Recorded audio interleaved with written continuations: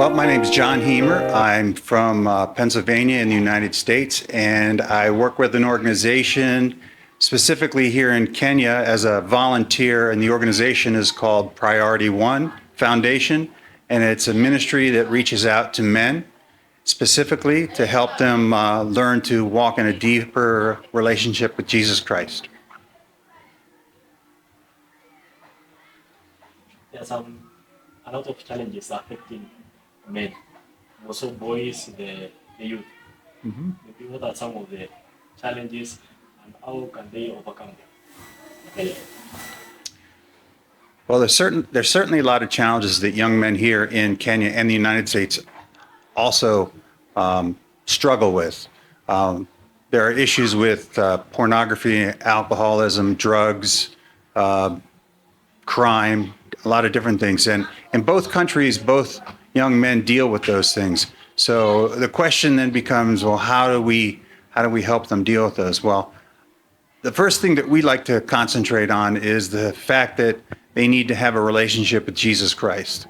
And so we focus on their spiritual heart first, and then the question is, how can we help them in those other areas? And that's a big challenge also. But we want to start them out by helping them understand that they have a God who died on the cross for them, a God who loves them and cares for them, and to bring that water of truth to quench that thirst that they would have.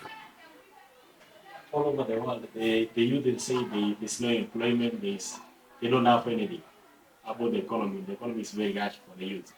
And nowadays, some youths take the short route to get, for example, rich. Maybe, what can you tell them?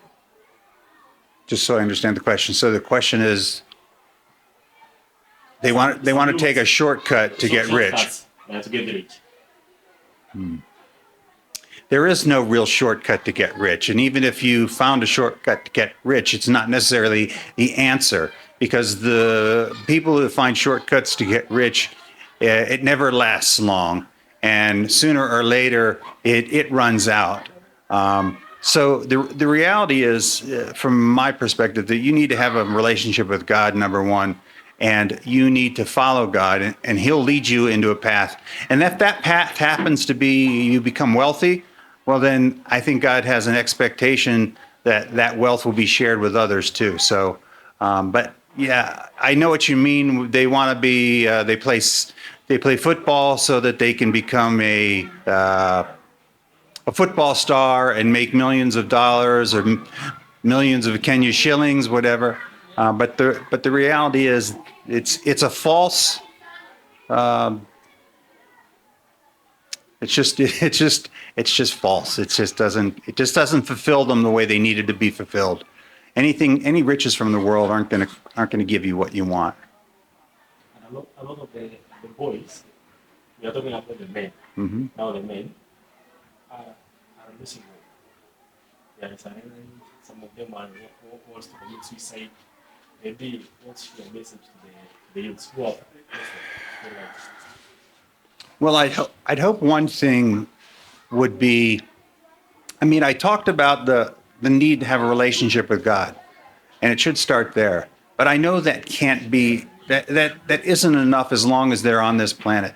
They have hopes and dreams, and they want to have families, they want to have good jobs, they want to have food on the table, they want to protect their wives and children, and that's a difficult challenge, especially here in Kenya, where so many men are unemployed. So what we're hoping that we can do is expand beyond just the spiritual aspect of their lives, and to kind of reach across the world and bring some of our resources, not necessarily financial resources, but our skills and ability into the lives of some of these young men in a way that would help them grow and give them some hope. Because you're right, there isn't any hope, or there's little hope. But I think with Algis and I and what we're hoping to do, and we're following God's lead on it, that at least in this little area, in this little spot, we can make a difference and bring some hope. according even to the Bible, these problems were all brought by Eve, the woman. maybe, and most of the challenges we are going through today is because of the women. We are working hard to provide for them. We are doing everything for them. Maybe what can you tell me? Maybe your message to women or to the female gender about men. That is a loaded question. So, yeah, I mean, I guess I can understand the question in what you're saying is that basically Eve was deceived first, but then Adam didn't do anything to stop her either.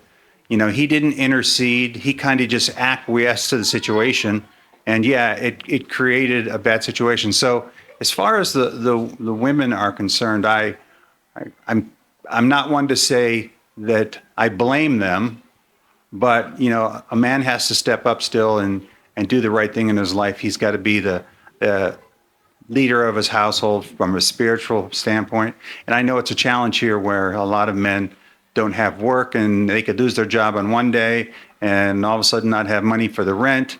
And that's a big challenge. And his wife is standing there expecting that he's going to take care of her, and now he can't.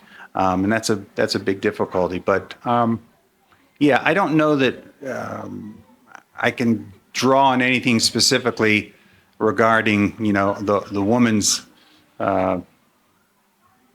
struggle or you know, what happened with Adam and Eve. I'm not sure how I can address that, or I'm not sure if I'm qualified to.